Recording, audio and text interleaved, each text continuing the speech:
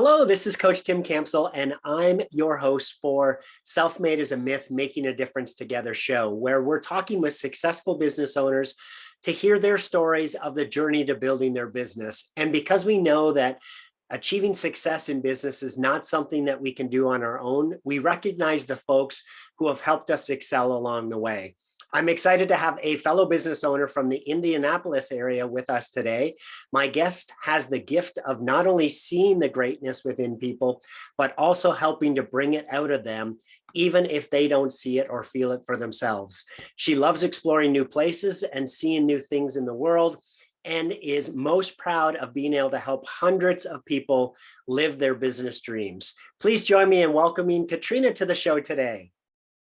Hi, thank you so much, Tim. I'm so excited to do this with you and to be able to reach so many people too. So thank you so much for the opportunity. You are most welcome. Well, hey, let's start with having you introduce yourself and tell us a little bit of your personal story, like where you were born, where you live, a little bit about your family and some of your hobbies.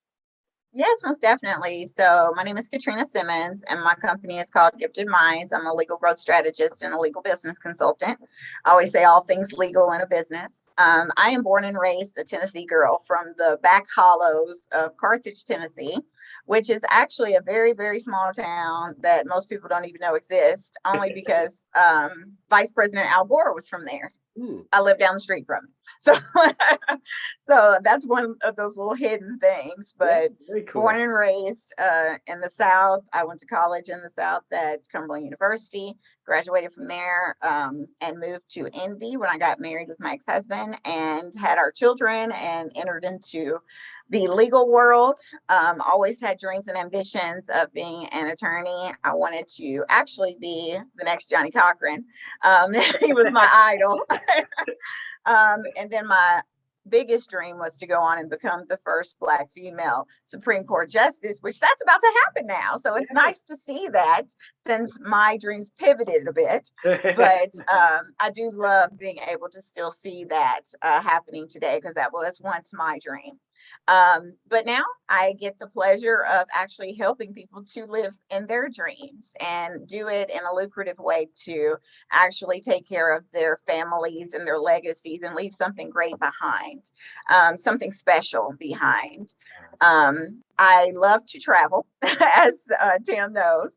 I have been all sorts of places. I absolutely love the ocean. That is my place of peace. So anything that has me beachside, I am happy with. Where were you just recently? I just came back a couple weeks ago. I did a girls' trip to Miami for the second time this year. And then I was in Los Cabos, back in February, which was, again, beautiful, absolutely beautiful. My second time there. Have an upcoming trip this year to Aruba so far. Jamaica with my entire family, which I'm very excited about, being able to take my entire family, my mom, my brother, my sister, and my children, everybody to Jamaica. So I'm really excited about that as well. And then a couple of things later in the year. So yeah, I love to network. I love making new friends, meeting new people.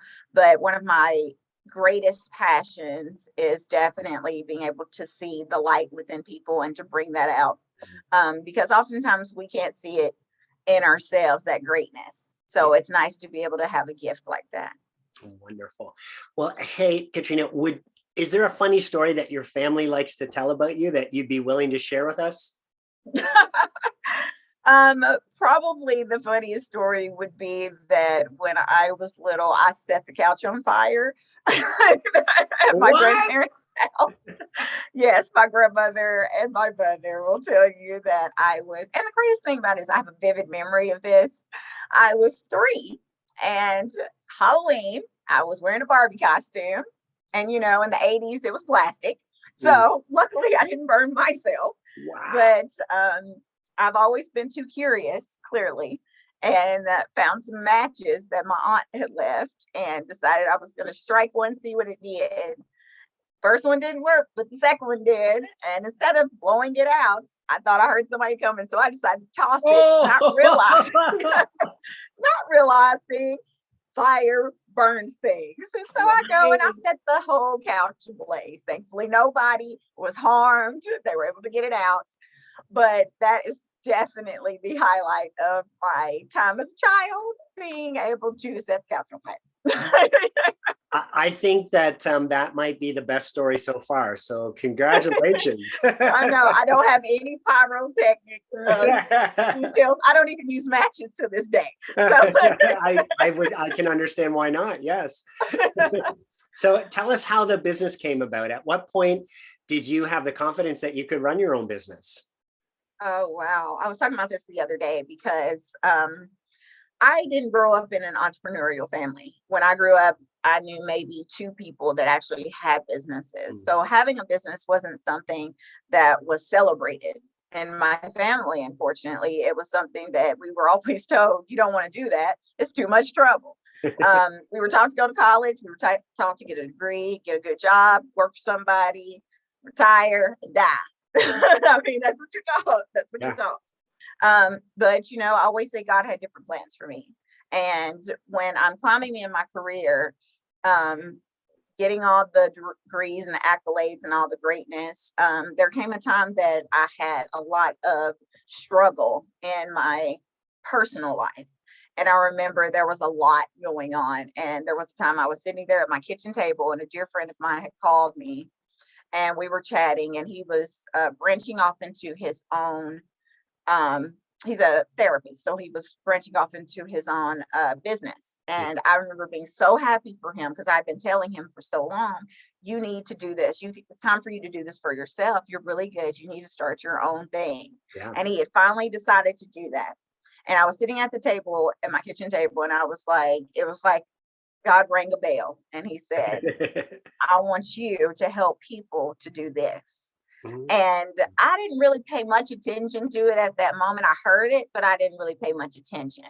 It was probably a couple of weeks later, and I was doing taxes at that time in a facility, and I had to drive to Mooresville, like snowy, cold January morning. And I'm driving out. No, it's like 6:30 in the morning. I'm driving on the highway.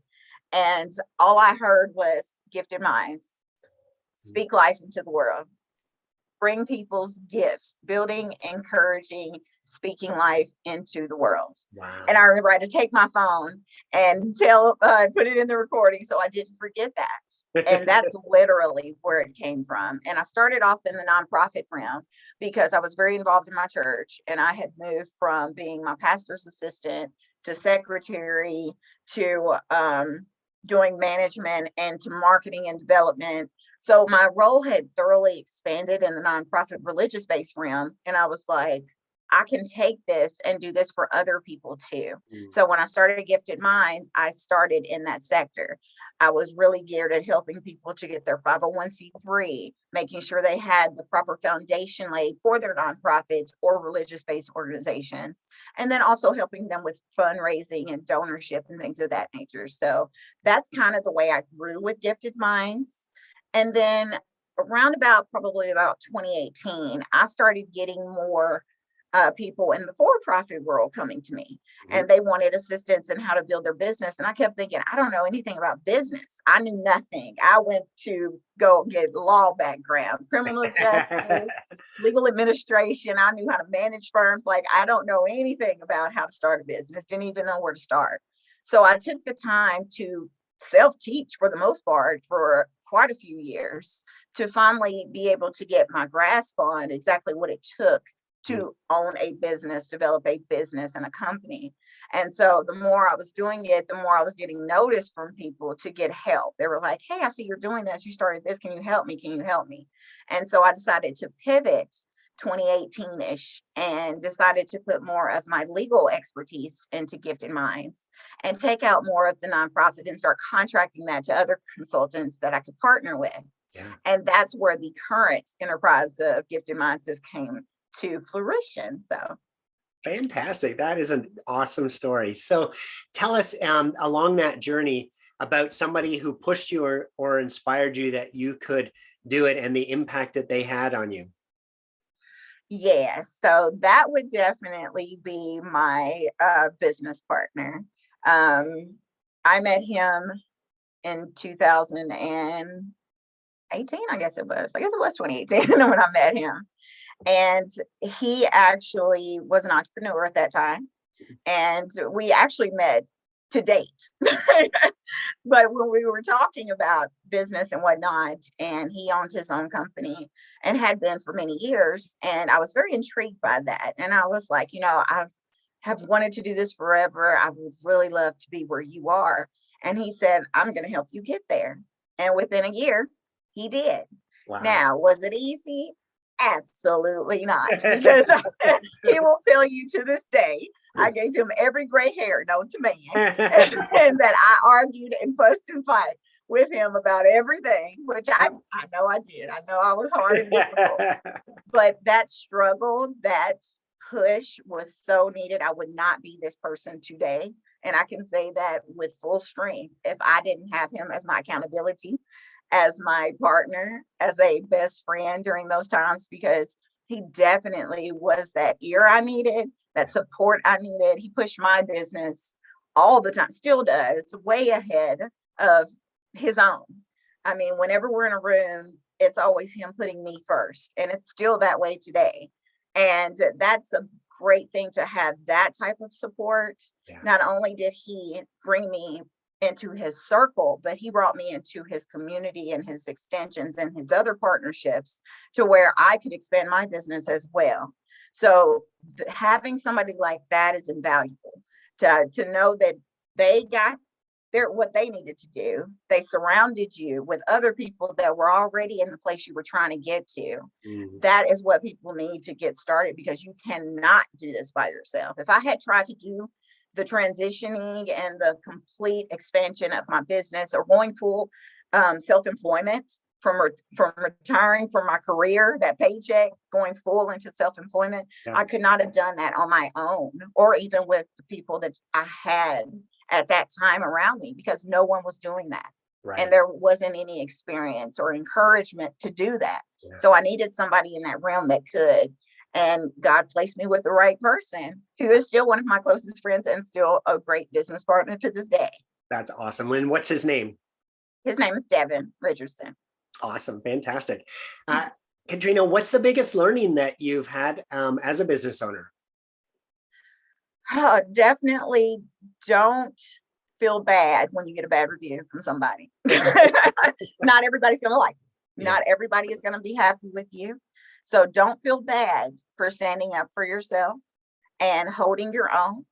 And I read something once that said, I can't remember who it was from, Elon Musk or somebody that has made billions. They mentioned that you haven't made it until you have bad reviews. You haven't made it until you have haters. Yes. So, and I don't get a lot, but just to have the first one, you're like, oh my God, what I do, this is horrible. I got to make everybody love.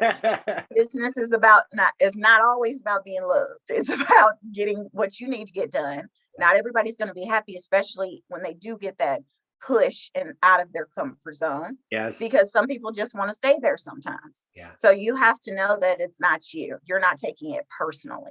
Yeah. So that is one of my biggest lessons that I have learned off top, is to take pride in what I do, posture up, as Devin tells me, to make sure I'm postured and understand what I bring to the table, and have confidence in yourself, and to know that what you do is good and people will pay you for it. Yes. Yeah. It just makes me think of my business coach. She tells me, hey, Tim, I just ignore those messages. In fact, she says, just delete them. Don't even read them, because it's going to take you to a place that you don't need to be, and get somebody else to read them for you. And then tell you what you, if there's something that you need to improve in your business, but don't allow the negativity to take you to a dark place that, is going to be unhealthy for your business. That is so true. She hit the nail on the head. It's funny because I was cleaning out my emails and stumbled upon an email from last year from someone that was a negative email that I would have never even seen. And literally, it was 1 year from that day they had sent it. And I was just like, oh, I didn't even know they sent this. I was just like, but I read it and I was like, it's funny to me now. But I'm just like, I didn't even, it's one of those things, it got lost in the sauce for a reason. Right. It's like, you didn't even need to see that anyway. It's things like that. Yeah.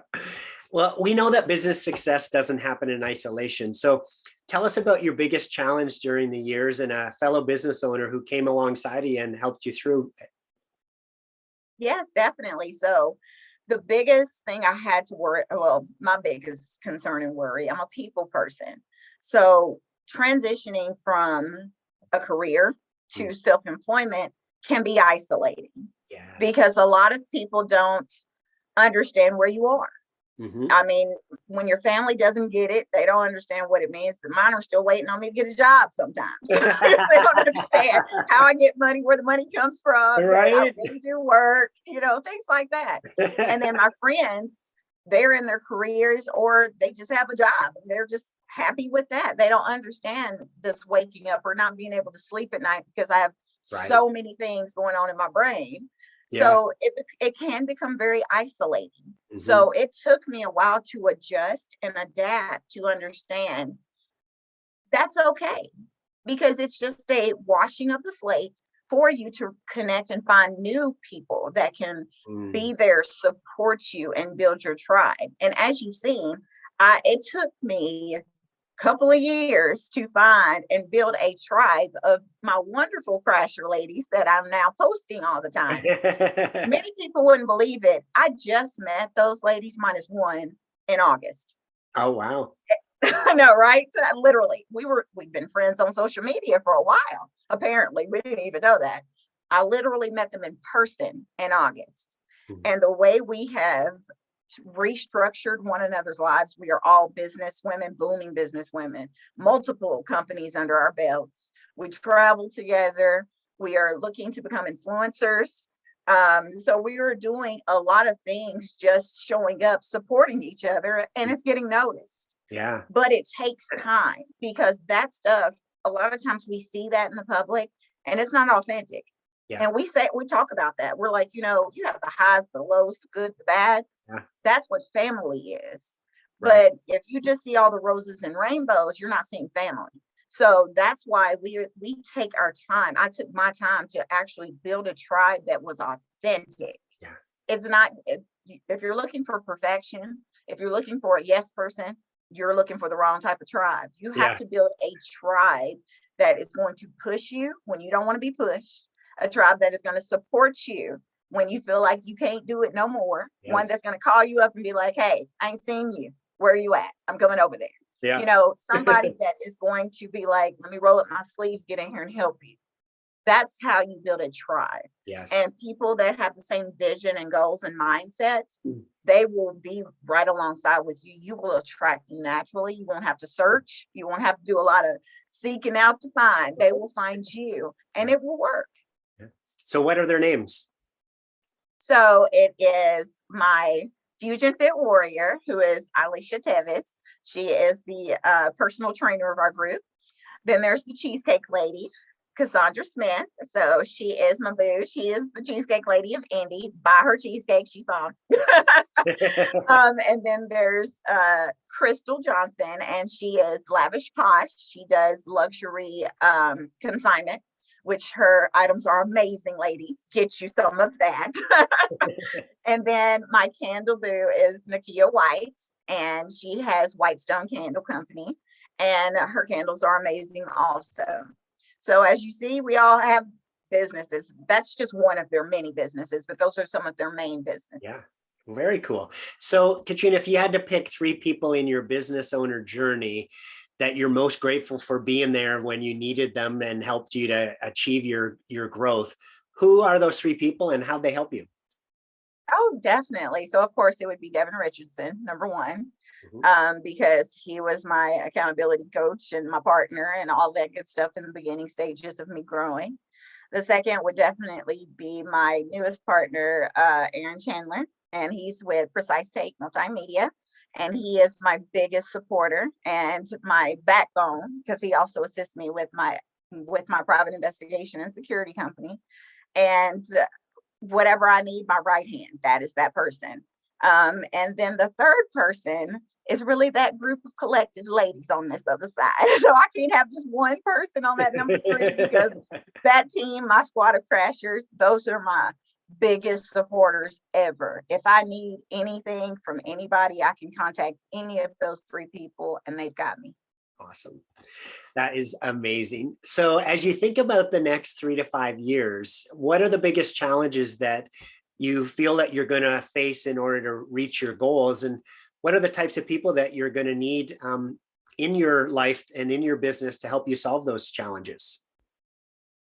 Definitely what I'm working on right now, and that's to expand into an actual enterprise so I can have a stronger and greater reach for the people I want to serve. So, like for instance, like right now, I'm looking for a graphic designer. I'm looking for a bookkeeper and an accountant. There are so many other positions that I know I need to fill within my own enterprise, but also for my own company and the people closest to me that need these same things as well. So it's a challenge sometimes when you are in a small Indianapolis is a city, but it's still a smaller city. Yeah. So, I mean, we network a lot within our groups and whatnot, but oftentimes you notice you're going to the same place to seeing the same people over and over and over and over. Yeah. So it's breaking out of the mold. And that's something I've been trying to do more of. And that is to break out of the mold, be more intentional with my networking and go places that I won't see the same faces. Right. So that is a huge part of it. And then to also start trying to host things to bring that type of an atmosphere to Indianapolis, because we do have, unfortunately, we can have a closed-mindedness. So I'm trying to expand that, break that out, because I'm a transplant. So I want to bring other transplants, to bring those gifts, those talents, and things like that. So I know those are some of the challenges right now, filling the gaps, filling the holes. Yeah. Wonderful. Jim Rohn is one of my favorite authors, and a quote that I like is his, is we become the average of the 5 people that we spend the most time with. So as you think about that, is that something that you find exciting, something that makes you nervous, or somewhere in the middle? What's your viewpoint on that? Oh, it definitely makes me exciting because that's my whole squad I just mentioned. And I see the fruits of that already. I already see the fruits of that. I see the rooms that I'm getting into. I see the connections that I'm making. I see the places we're going. So I am so seeing that. It was so funny. Yesterday or the day before, went on Instagram. I was scrolling through my feed and there's a celebrity that I follow. She's one of those social media type of celebrities, but she's also on Love and Hip Hop, one of those shows. But I saw where her and her husband went for her birthday. And I was looking at it on the video that she had taken, one of her TikTok reels, and I was like, that place looks really familiar. They were at the same resort I was at in Cabo. Oh, wow. That I just left from. So this resort was brand spanking new. Like nobody had ever stepped a foot in that room before I went with my girlfriends. And my friend Monica and I had bid on it at an auction at a charity event and won and ended up going to this place. So celebrities are going to the place that we went to. And I was just like, okay, Lord, so you're telling me that, yes, you are climbing in the right way. You're getting elevated in the right way. You're seeing the places I'm supposed to be seeing. So that made me feel so good. I was like, okay, I am good enough. I am worthy. I can do this too. Awesome. Yeah, good for you. Well, last question here. If there was something catastrophic that happened to your business, who's the first person that you would call and what would that conversation be? Well, it would either be Devin or Aaron, number one, or both. That's exactly who it's going to be, because it's going to be, I know that they are my action people. And if I'm panicked, they'll fix it. No, and I've seen this happen. I was out of town and I had an issue with my security company and I'm across the country and I can't do anything to fix it. I called up Aaron, he fixed it. And that's that type of thing I need. I have to be surrounded by people I can trust with my babies. My businesses are my babies. Yes. And to know that is invaluable. So, and I feel like I'm the same for them. If they need something, I'm right there. So I know those are my calls because everything could crash today and I know I will be able to rebuild it tomorrow. That's awesome. Love it. So Katrina, it sounds like you've been blessed with some incredible people who have helped you along the journey. If they were all on the show here today, what would you want to say to them? I would want to tell them thank you, thank you, thank you. And if I don't show you enough love all the time, let me know because I can show you some more. And I cannot wait to see what we look like in 10 years, 15 years, 20 years to grow together, because this is a nonstop train that we are about to be incredibly successful. And I'm so happy to be connected to you. Oh, that is so sweet. Fantastic. Well, Katrina, it's been an absolute pleasure speaking with you today. And thank you so much for being on the show. Thank you so much, Tim. I appreciate it. This is great. You are most welcome. So for everyone who tuned in, thanks for listening to the Self-Made is a Myth show with your host, Coach Tim Campsell. Be sure to help us spread the movement by liking us and sharing us on social media. To join our movement, go to bemadtogether.com. Okay, folks, that's a wrap. Make sure to pay it forward, and we'll see you all next time. Take care. Bye.